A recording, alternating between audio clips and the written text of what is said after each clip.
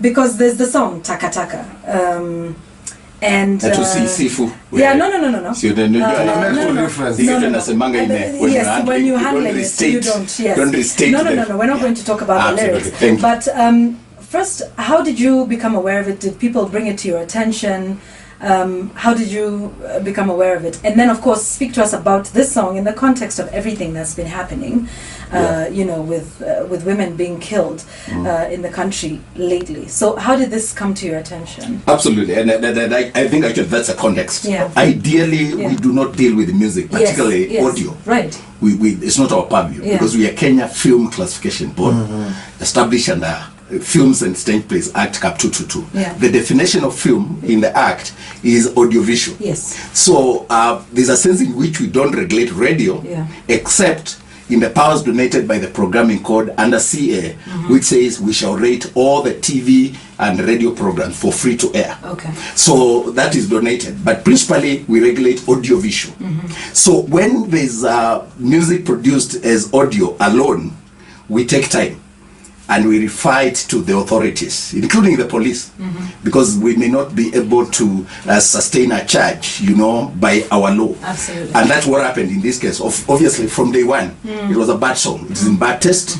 It goes counter to all the tenets of decency, good tone, and all that. So we were aware, but it was not our clear mandate until the video started circulating. That's audiovisual now. But even then, you must get complaints, get clips. We have a broadcasting monitoring unit. They must file enough, catch you, so that you can say, on this day, at this hour, this was played on TV or in what channel. So that takes time, and then back and forth so that you sustain a charge. So it has taken almost 3 months. The back and forth. Obviously, I have spoken about it. I thought it would be pulled out. So now we spoke about it last week in a press conference when we have sufficient prima facie ground to really take the matter to court on our own. All right. And you're taking it to court, and what will be the charges? What will be your First of all, it was not court? submitted for examination and classification. Okay. Like I said, when it fits audiovisual definition, that's our mandate. But number two, the context. The context and the demeaning, derogatory words. I don't know whether to call them derogatory, but the words of that song are actually against Article 33 on freedom of expression when you go to the limitations. Part of the limitations, because that freedom is not absolute. It's a very important no freedom is absolute. In Kenya, the push is towards libertarian approach to enjoying that freedom. And where you are put to put limitation, it must be reasonable, it must be well balanced, it must be grounded on context. And as long as it doesn't infringe on others. Exactly, on other people's. But the clear limitation is incitement to violence. And so we went back and forth with our legal departments until we established really there is no other meaning. See, we wanted to ban diamonds, Kwangwaru, but the coding made it very difficult for us to sustain our charge. So we said we just sensitize kids. Grown-ups can sing. I have no problem with Kwangwaru as a grown-up. But this one is incitement to violence. It incites men who have been rejected or whose overtures have been turned off by women to kill them. And it looks like funny, but really the words, and people started miming and singing, and we realized before too long, in the context of the wave of senseless murders, we thought this is serious, and we cannot allow to set that example. It's not the first song we have taken action on. After the post-election violence of 2007, there was a film called Otto the Bloodbath, which was witch and beheading and people with machetes killing. And just before then, we had instances of Mugiki, where, Mugiki was killing people in parts of Central Province. And so we looked at that film again, the Otto the Bloodbath, in the context of using machetes and blood spilling. you know, it is sensitizes people or desensitizes people to the gory and to the situation of Banda. So we are looking at the context that this can actually lead to situation where people are desensitized, our young people, and people are facing challenges. Whether you're talking about, you know, love triangles or people involved in this and the other, and people falling out, but it cannot be normal or projected as a normal way of life that if a boy is rejected by a girl, then they resort to violence. And it's very clear. It's very clear. I don't want to repeat the words, but they are very clear. They are incitement to violence. They are, is it misogyny? Yes, misogynist. Misogynist and the femicides. And it leads to that. And the content is powerful. For you and me, who are enlightened, it may not have that huge impact to influence you. But there's somebody to But it was also in bad taste. I mean, you know, I heard that song and I thought, what is this? In fact, it's popular in its reverse psychology. It's something you should get annoyed with, but people get to follow because, and I think that's also what we wanted to do. Music is powerful, isn't it? Music is powerful. Music is powerful. Without you knowing it, you find yourself saying "takataka," and we realize the impact is bigger than we thought. And it normalizes. It normalizes killing, normalizes that kind of behavior. And while we may not attach direct resultant or consequences to the song, to the killings, you can see clearly what is happening. Is someone traveling from Nairobi all the way to Eldoret doing this.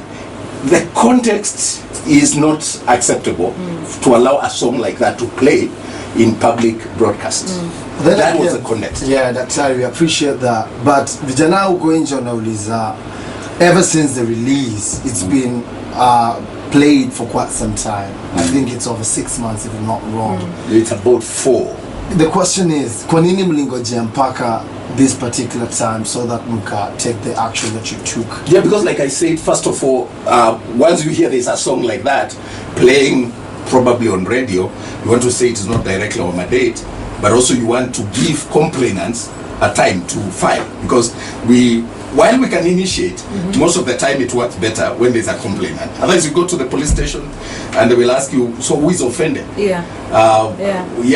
is the complainant? So because we are not a prosecutorial body, we have to consult the DPP, you have to consult the DCI, and they also tell you, unless you frame the charges this way, you bring them to me and they will not see the light of day, they will be thrown away. So you got to do due diligence and ensure that you frame, you have proper charges, and then you proceed. But there are others that are open.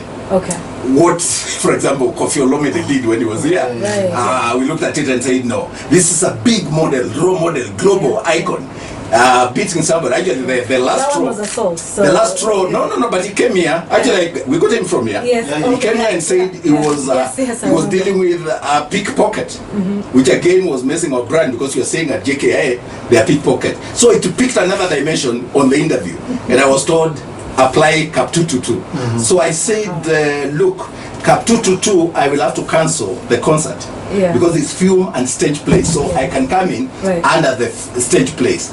But I said, the concert has no problem. The organizers have not messed up anybody. Even these ladies who have been beaten, they have not done anything wrong.